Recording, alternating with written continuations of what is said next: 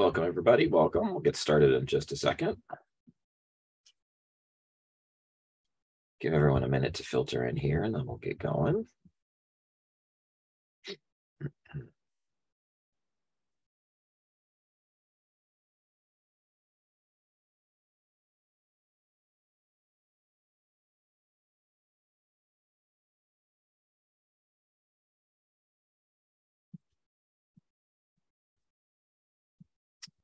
Right. All right, let's get started. So welcome, everybody. My name is Larry Law. I'm the Executive Director of the Great Lakes Independent Booksellers Association. Thank you for joining us today. Today is an Edelweiss education session. Today's session is advanced buying. We're joined today by Nikki Seclair and Deidre Dumpson from Edelweiss and Above the Tree Line. Deidre is the Retail and Library Success Manager. Nikki is the Senior Support and Education Specialist. We are also joined by panelists Jamie Thomas, the Director of Operations at Women and Children First, and Jason Kennedy, the buyer at Boswell Books. Today's session will be recorded and will be made available later this week.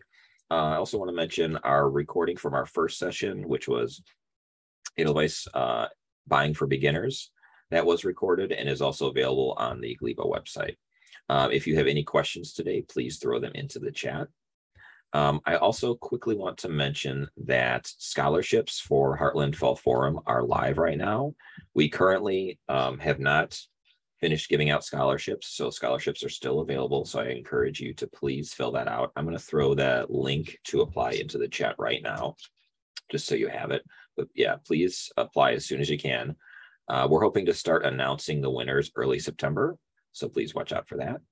Now I'm going to kick it over to Deidre and Nikki for today's event. Thank you. Thanks, Larry. Thanks for having us, and thank you everyone for joining us today. My name, as Larry said, is Deidre Dumpson, and I'm joined by my colleague, Nikki Seclair. Today, we were hoping to be able to offer a kind of informal add-on to our session from 2 weeks ago, where we could really talk about some tips and tricks for buying in Edelweiss, ways that the process of buying can be streamlined, or the ways that your life can be made easier. And so we'll be kind of just sharing some of those thoughts and ideas, and then we'll leave space at the end for questions. But please, if questions come up as we're talking, share them in the chat. And if there's anything that we can kind of live demonstrate, we'll put a pin in that and do our best to show you at the end.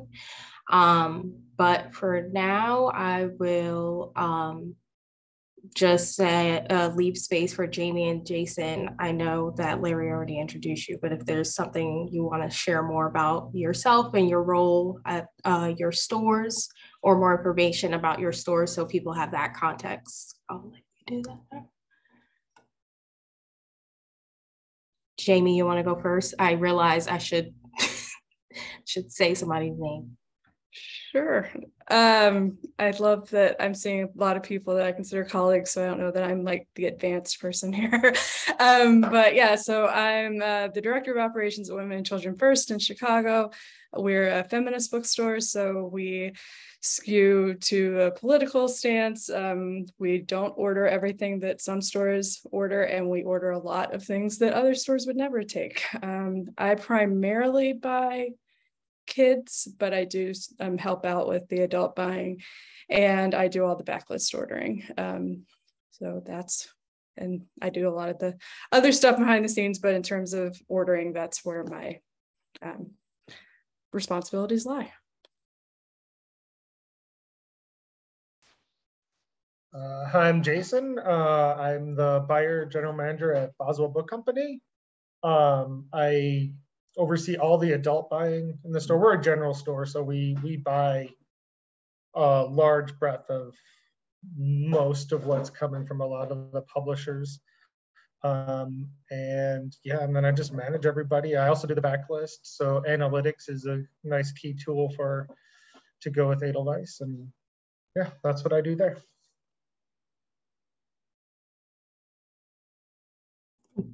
Thank you. All right, so we can kind of just start from there. And the first, I guess, place or where I was hoping we could begin is kind of at the beginning of the buying process, which is how do you manage the many catalogs, markups that you are receiving from sales reps, and also, is there any way that you manage them in alignment with your appointments with your reps? So how do you organize that? What are there tools that you're using in Edelweiss or outside of Edelweiss that you would recommend to folks? So if Jason, I don't know if you have some tips you want to go, I'll let you go first. And then Jamie, if you want to go, and then I can share some Edelweiss stuff. Okay.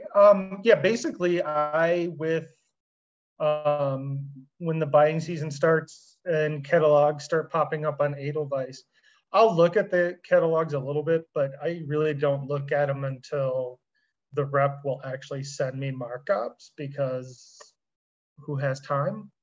And I really do like to have a lot of direct information from the rep, because I want to use Edelweiss to its full extent. I want to have their markup notes, maybe suggestions if they're feeling suggestive.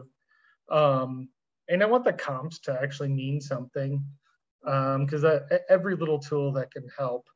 As soon as a rep sends me a markup catalog, I create the catalog right away and add it to my work list so that I know that it's in there. I add the date that the catalog is, or the meeting we're going to talk about everything, and I try to have the order done with enough time so that the rep can take a look at it, so that when we have the meeting, we can discuss the handful of titles plus just the state of the store and the state of the publisher, so that we can, get a lot more information going. Jamie? Yeah, I have a folder in my email that's just catalogs. So when I get a markup of any kind, I put it in there immediately so I can find it. And I also don't start I'll glance through it, see what's in the, what's coming out. That's exciting. But at the same time, I don't really start the order until I have a markup. It doesn't really do me much good to look at 600 titles if I can focus in on 200. And like Jason, I really love it when a rep when the rep has the time to do suggestions. That's amazing. But at the very least, I want to get that my order sort of locked in, like an initial order locked in a week or so before my meeting, so that they can go through and see if there's anything that they want to suggest, things that we're going to talk about when we actually meet, because going through all of it, none of us have that time. And in terms of scheduling meetings, I don't know that I have anything to say about that other than don't schedule 2 in a day, because I've done that and that's the worst thing. But I know that they're all on a season, and so they're all like sending emails at the same time saying, I want to meet this day, and then you might have a busy week, but trying to spread them out so that you are not in Edelweiss land for too long. That's what I do. Yeah, thank you. I'll just add to that. I shared in the chat, if you haven't used Worklist before, that's a great way for you to put a pin in a catalog or a markup for later. And also just kind of tying to what you were saying, Jamie, that no one has time to sit there and look through a catalog in one sitting most often. So a great small tip is bookmarking catalogs. So when you're looking through a catalog, if you reach a point where you need to stop or step away, you can bookmark the title that you last left off on. So that way, when you reopen that markup or catalog, it'll open right back up to the title that you bookmarked. And when you're looking at your catalogs page in Edelweiss, you'll be able to see the catalogs that you bookmarked under quick access. So those are just a couple of things. And one last thing in connection to rep appointments is when you are creating an order, you can put in your rep appointment in the order information so that you can kind of organize how your workflow in alignment with your rep appointments, and you don't feel overwhelmed by that, hopefully. So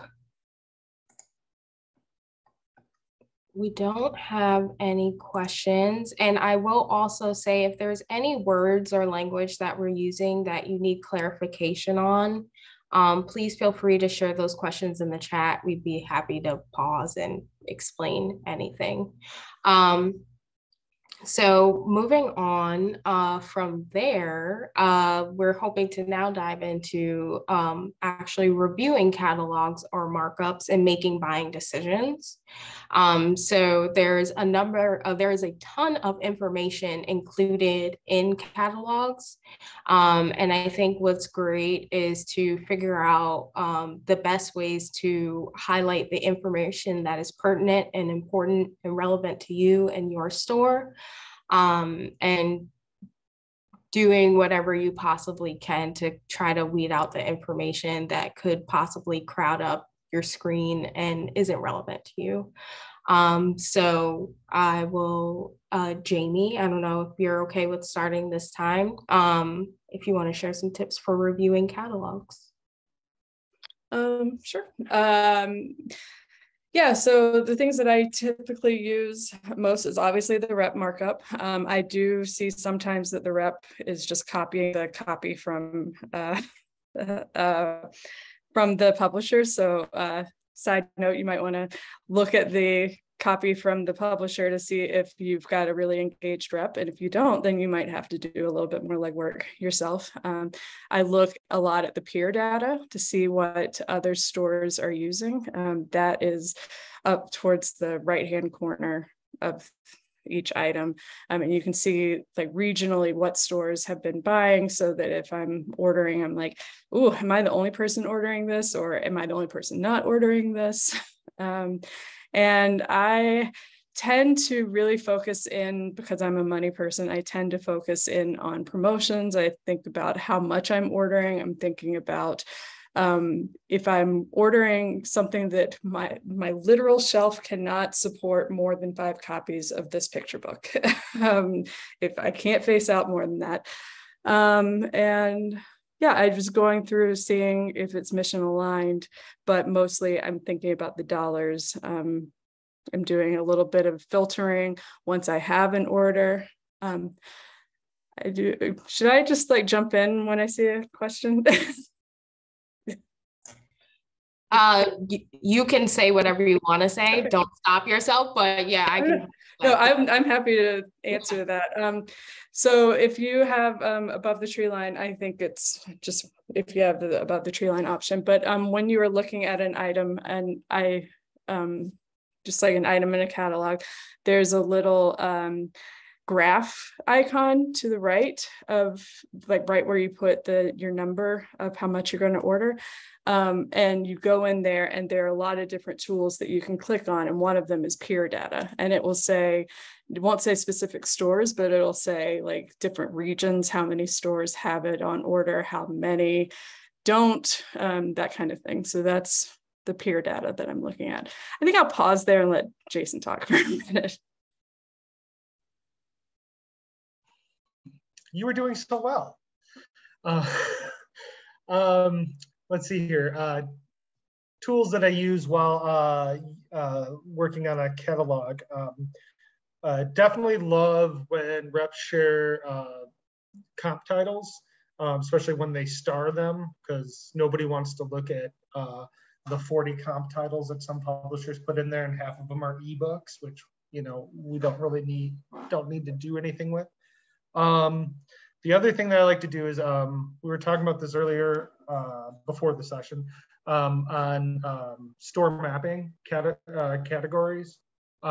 Inside the catalog, you know, like it'll have an auto map to a section. Maybe it's just generic, but if you take the time to like fill in the store category codes, it saves so much time as you're going through there, because everything just auto maps right away. It just reads the BISAC and it figures out, you know, depending on how you mapped it, what section it goes in your store, so that when you download it into your system, it automatically just maps it there, and it's in the right spot, and it saves you so many keystrokes. Like teacher said, bookmarking is great.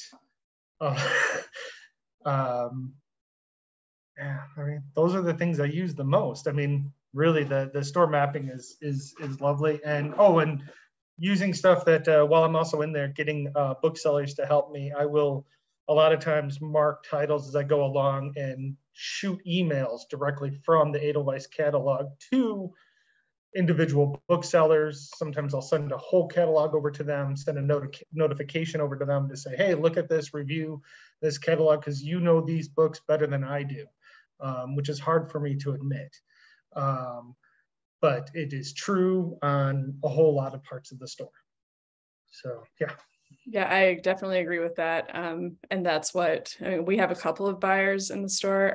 I do most of the kids, but then Sarah and Lynn, who are the two co-owners, do a lot of the adult. And we also have a poetry buyer.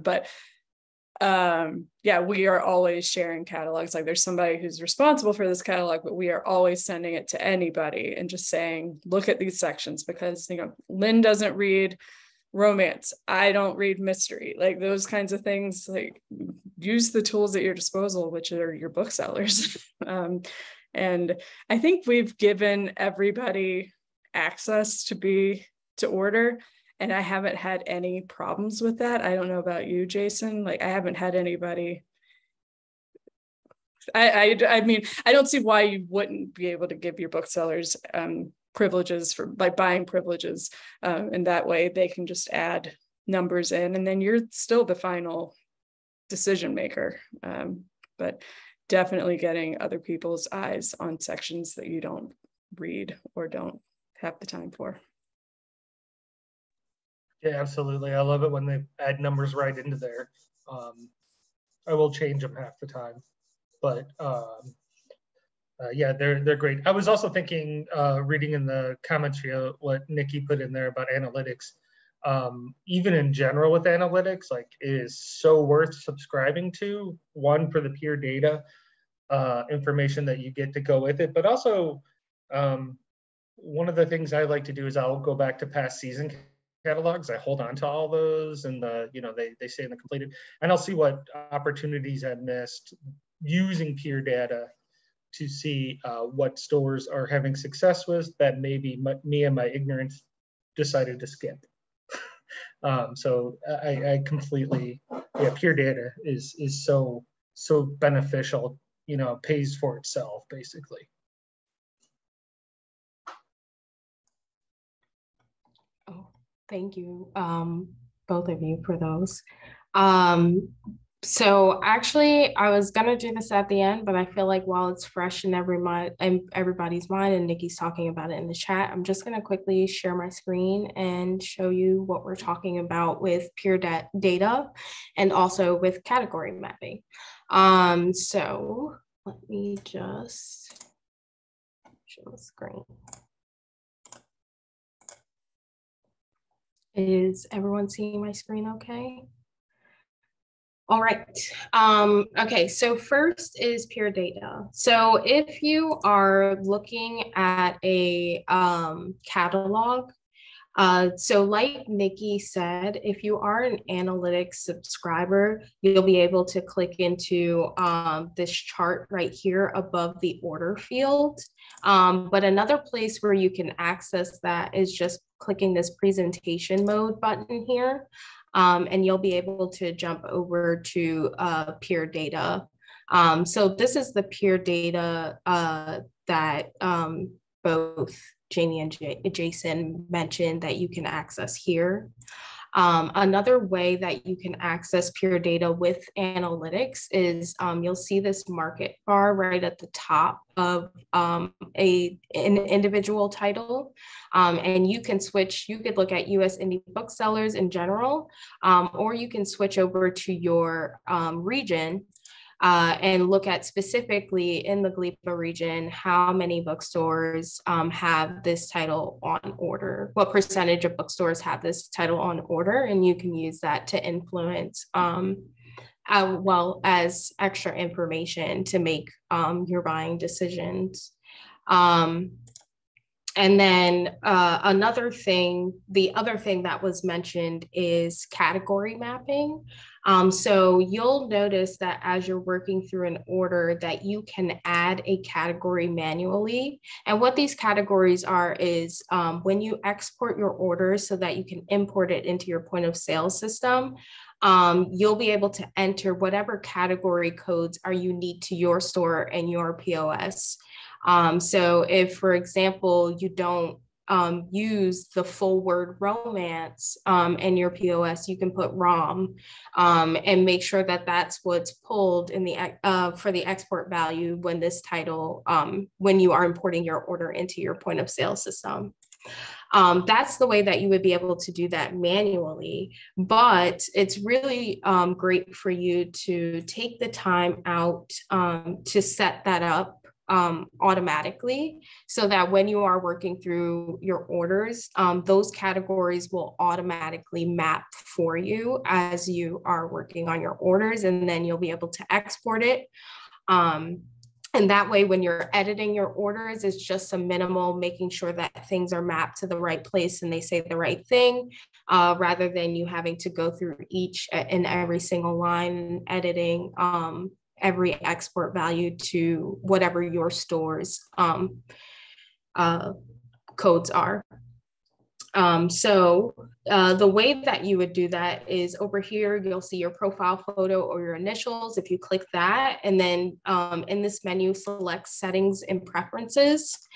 You'll see in this preferences menu, there is category mappings, vendor mappings, publisher mappings. And so, like, for example, if you don't want it to say Penguin Random House, or you don't want it to say this specific imprint when you export, instead you want it to display the publishing house that that title is distributed by and that you would return that book to, then you can map all of that information here as well. There's format mappings, contributor role mappings. And then what's really great for folks, I think this is a key tool for folks that are specifically doing kids buying.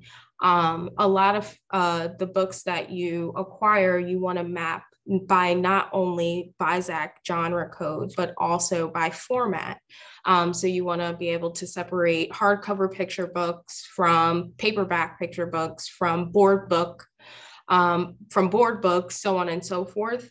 You'll be able to do that under export rules here. And if you switch over to attribute mapping rules, you can add a new rule. So it could be like your board book. So it could be juvenile board book, or whatever you want it to be. And then over here in the description is where you would just say, this is all kids board book. The description is totally internal. That won't be exported. What's important is the export value that you put in here. That is what's going to show up when you export your order and import it into your point of sale system. So if you take the time to set this up on the back end, it could really, really eliminate a lot of work that you have to do when you export and import your orders into your point of sale. I hope that that was helpful. Ooh, can I just add one thing? Yes. From what you were showing in there, the custom edit, what you were just doing with the board books and everything. Yeah. I find that completely, because I like everything to be in capital capitalized. I like, I have, I have rules in there that, convert everything to uppercase, compress spaces, remove special characters, remove leading articles so that there's no they at, I do all that so that I have very little formatting when it downloads into my system. And we've also created ones that we switch in and out for like calendars, because we always put CAL at the beginning and do all this. So we like just before the calendar buyer downloads it, we switch out a few of the rules, download it, and then that saves her eons of time having to put cal in front of every title. So yeah, I mean that preference, that export rules screen is lovely. Okay, that was my 2 cents. Thank you. That was really helpful. And I'm just gonna make sure I'm not missing anything in the chat. Yeah, so just gonna stop sharing for a sec. Yeah, mappings are extraordinarily helpful, and could take some time and some learning, but definitely worth it in the end. When you export your orders and you don't have to do anything but put them into your POS.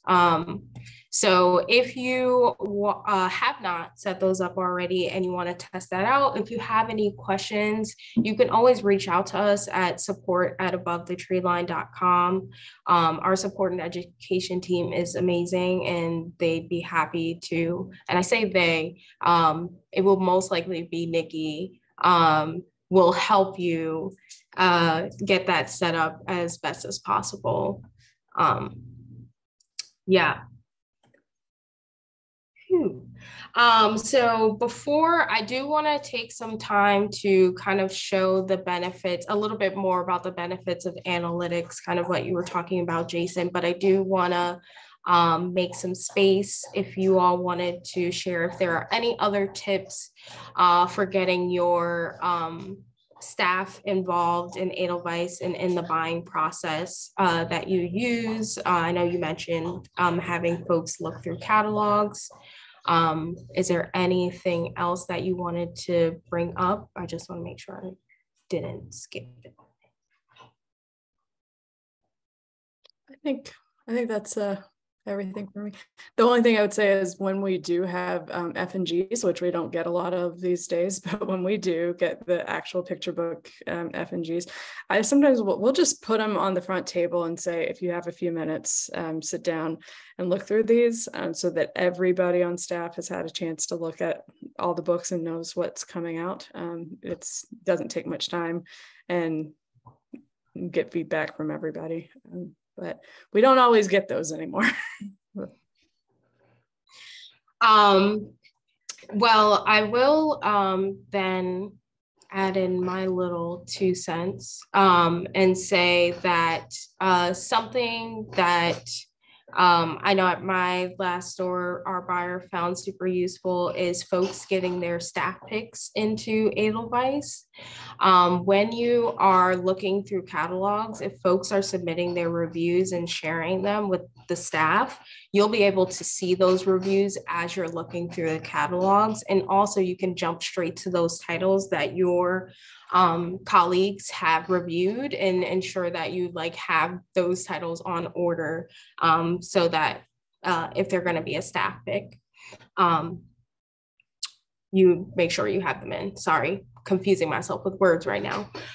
So staff reviews are great. And I know that, of course, all booksellers love galleys and review copies, and you can always encourage your staff to access digital review copies through Edelweiss.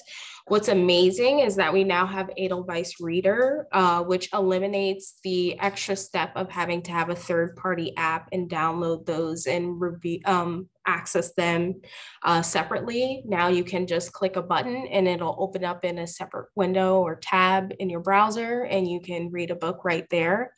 Especially great for kids buyers who maybe want to look at images and see illustrations and kind of get an idea of a book before making a decision.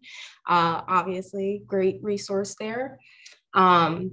And so you can definitely encourage folks to access review copies that way, and submit reviews so that you can use that information for your catalogs.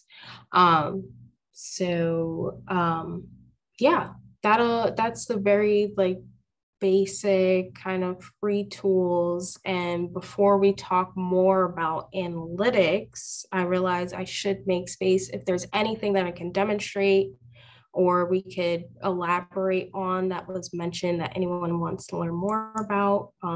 Please do. You can unmute yourself or just share a question in the chat. And Nikki, if I missed a question that might be helpful, just let me know.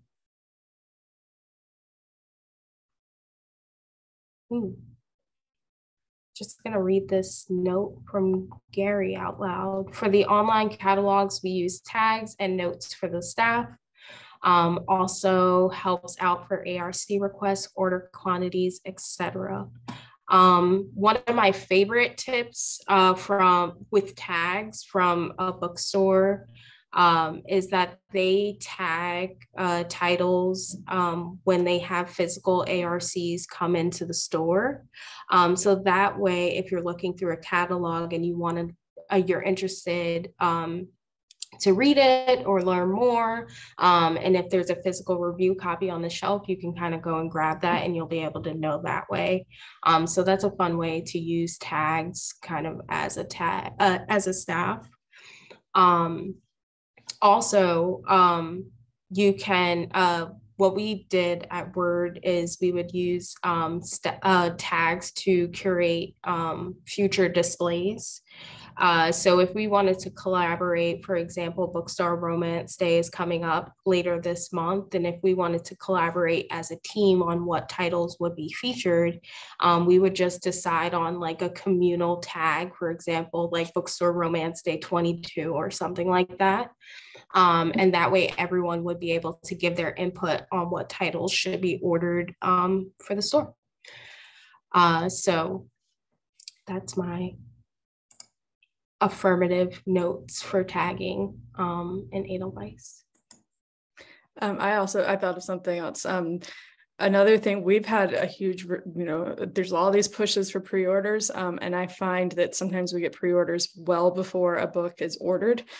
So our online orders team especially, we've gotten really used to putting a note in saying like 3 pre-orders as of this date, so that when we're actually placing that order later, be like, okay, well, we had 3 pre-orders 2 months ago. I'm going to check and see how many I have now, because a lot of times these are books that I would have missed. So putting a note in when you have a pre-order for something is really helpful as a buyer.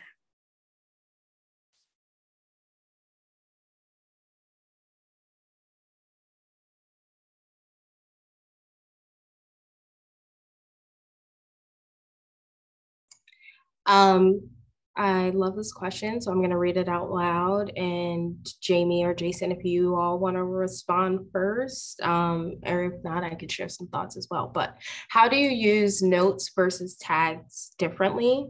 Do you give your team a limited list of tags to use?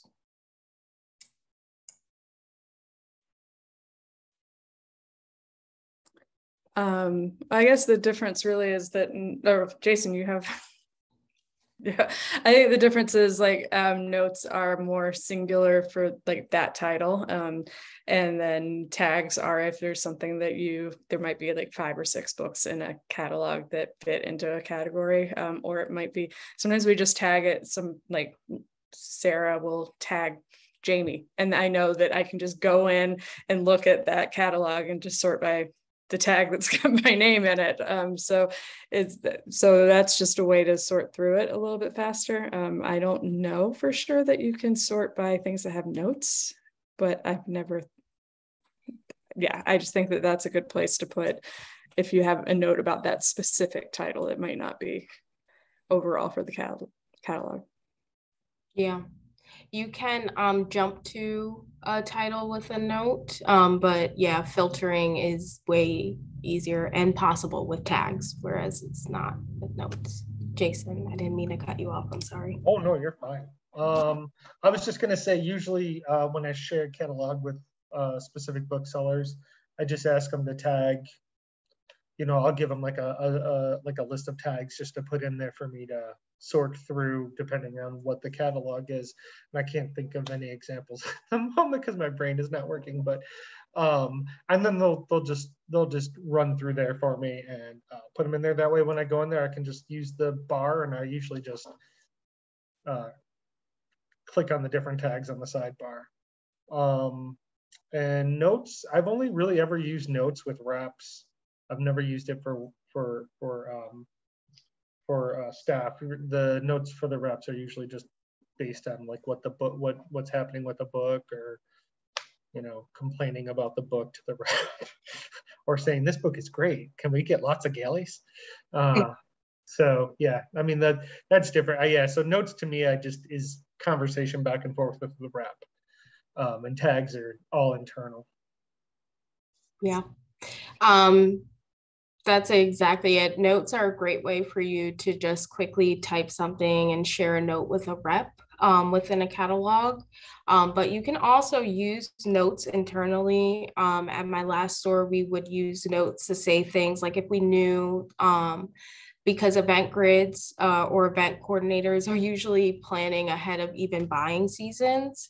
So you could write a quick note in there if you already know that an event order has been placed, or if you know that an event is coming. I used to write a note to the buyer to say, like, I'm absolutely interested in this. Can you ask the rep for a galley? So you can use notes internally, but they're definitely a great resource for communicating with your reps. Tags are a better resource for you to collaborate and get feedback from staff. And there is no limit to tags, but of course, we always advise to try to keep it organized. It's very easy to have an endless list of tags from the time that you started your Edelweiss account. So if there is a tag, for example, if you're not using a very random obscure tag that you used in 2019, you can delete that to kind of clean up your list. But the important thing is that everybody's using the same tag if you want it to be used for a list of titles. But other than that, there doesn't have to be restrictions.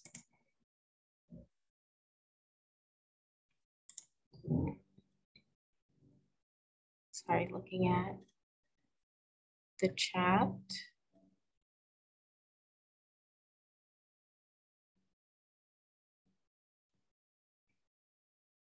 Oh,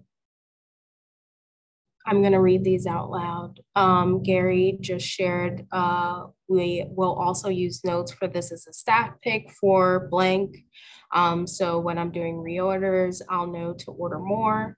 And then Nikki shared that her store uses tags for staff picks too, and notes when staff picks needs to be added to the website so the bookseller can find those more quickly.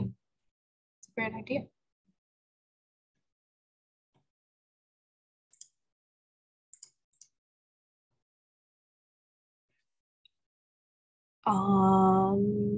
Looking at Carrie's question. Oh, go ahead, Nikki.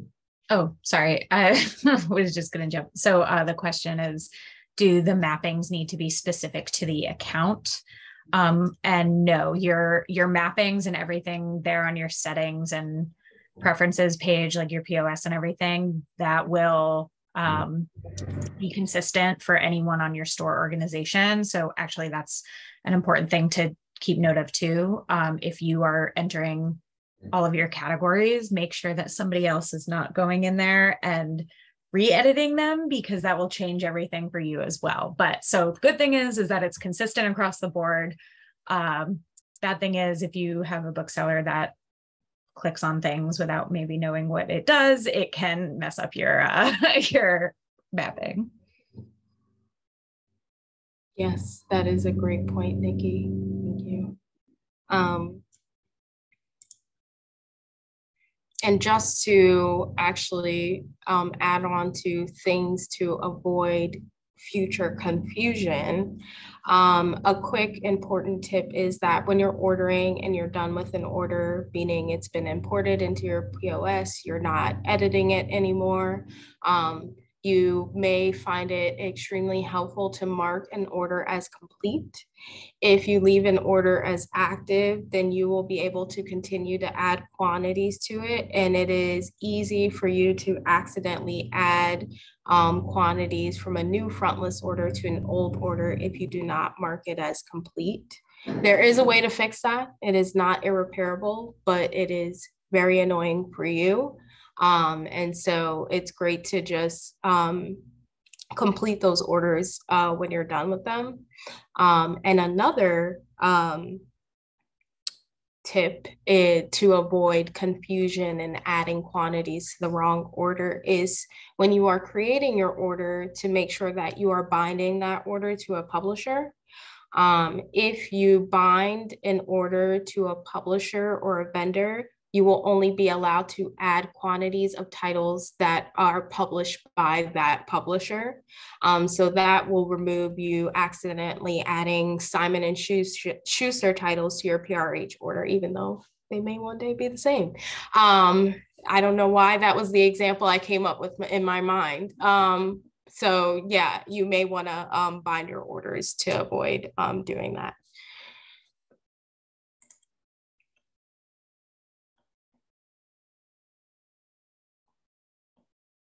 All right. Any questions before I talk about the possibilities of analytics for folks that don't have analytics and want to learn more? And it'll be very short and brief. I don't want to overwhelm anyone.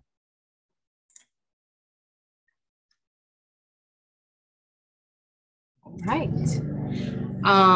Still feel free to share questions.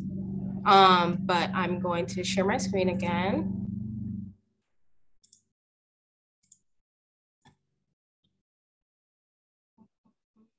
Are you seeing my Edelweiss screen? It's not doing that highlighting square like it usually does, so I just want to make sure. Okay, so if you are interested in analytics, there's a quick thing to note is that there are 2 tiers of analytics in Edelweiss. You can have Basecamp or Summit. Basecamp analytics is the subscription you would need to just be able to access that peer market data, as well as to be able to see your sales history for comp titles. So I'm going to go into a catalog quickly. Sounds like romance.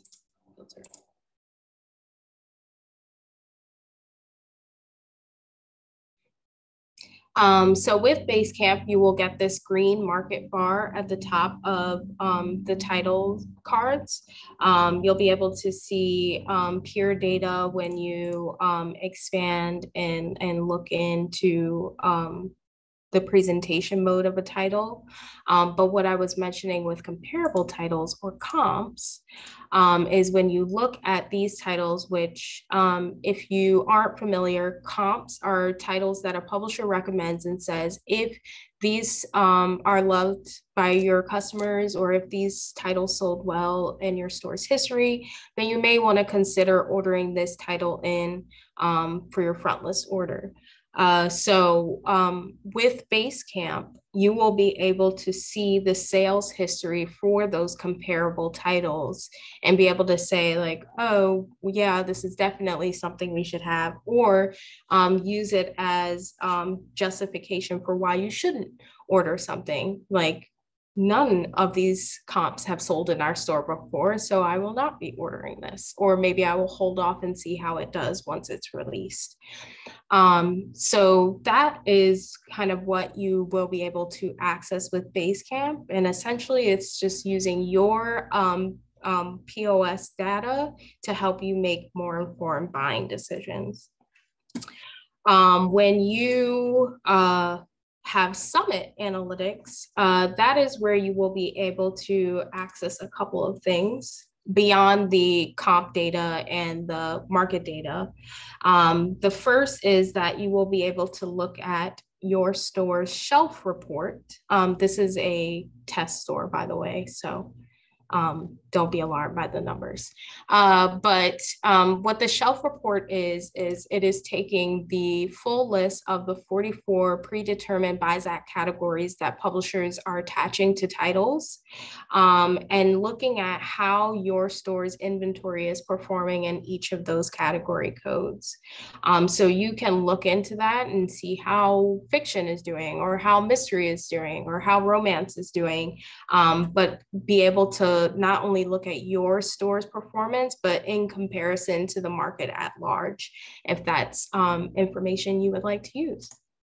You'll also be able to get an analytics page.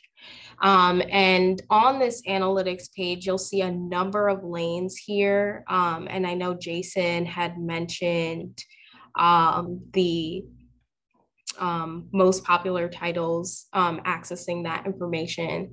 But there are a number of lanes here that are all providing reports that are specific to your store's sales data and sales history. Most popular titles are looking at what are the titles that are selling well across the industry and how are they performing in your store. Not yet released is a great place to pick up on titles that you may have missed in your front list orders. Stock analysis is looking at your overall stock and how it's doing, as well as a historical overview. There is a lane where you can compare your categories against each other and maybe reconsider how much space you're giving to a specific section. And so these are all intended to help maintain your store's inventory and keep an eye on performance. There is the extra add-on of Edelweiss 360, and that is just a marketing tool that you can use. So if you're already submitting your sales data, you can use that information to put together marketing campaigns and send out newsletters to, for example, everyone who bought the last Sally Rooney book, if there's a new Sally Rooney coming out. But you can also just use it to market what front list titles are coming in the next month that you specifically have on order for your store. That was a mouthful. So that is analytics, and that is just kind of very basic what you can access and what you can do with analytics. I know Nikki shared some resources in the chat. So if you have questions or if you want to learn more, we'd be happy to talk through any of that with you. Yeah, I will stop sharing my screen. And if anyone has any thoughts, questions, or concerns, please do share them.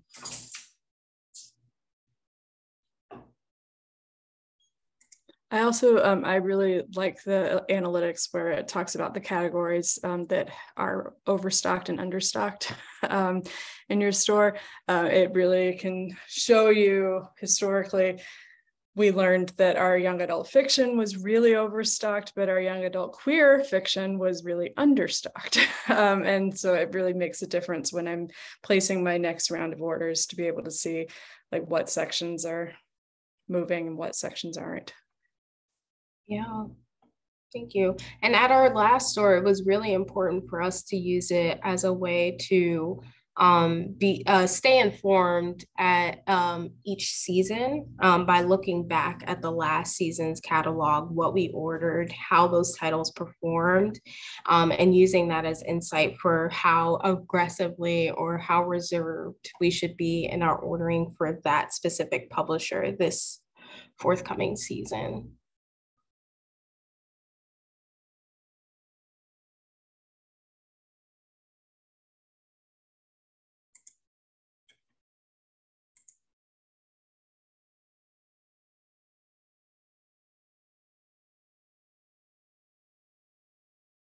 Right. Oh, we have a question. Yay.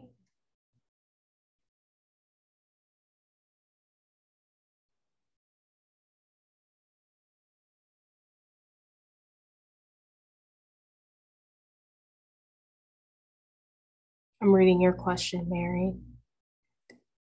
So,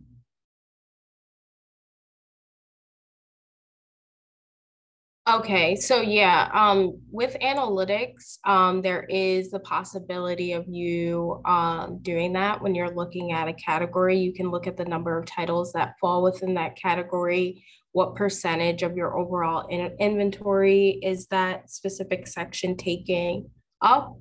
And then when you're placing orders too, you'll be able to see the number of titles you ordered and the dollar amount spent based off of the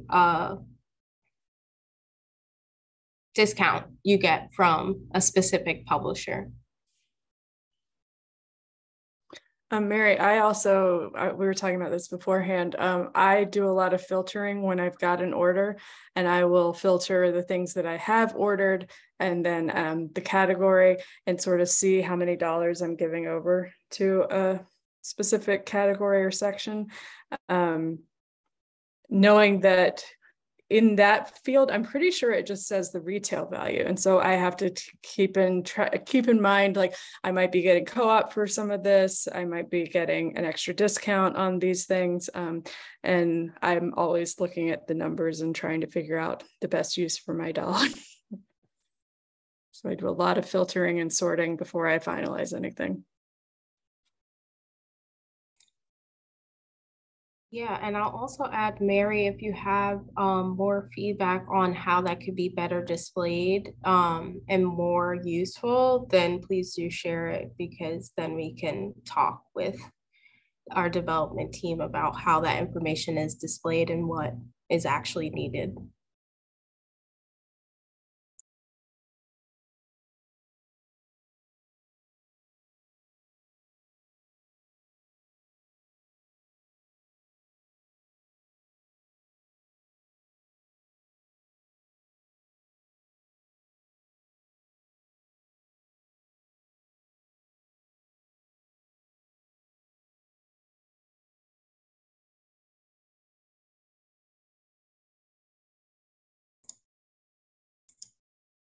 Yeah, I'm sure it's possible. I'm just more curious about, I guess I maybe I'll reach out to you, Mary, because I'm curious about how you're kind of separating that information and looking at it.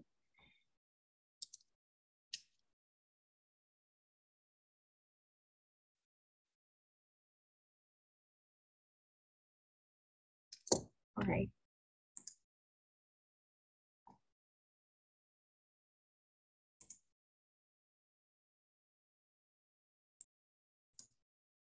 I'm leaving this awkward silence in case anyone else has questions.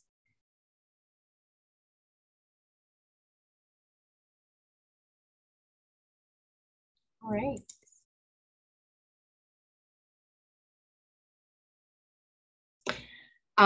Well, then I will leave it at that and say thank you, Jamie and Jason, for joining and sharing all the tips that you have.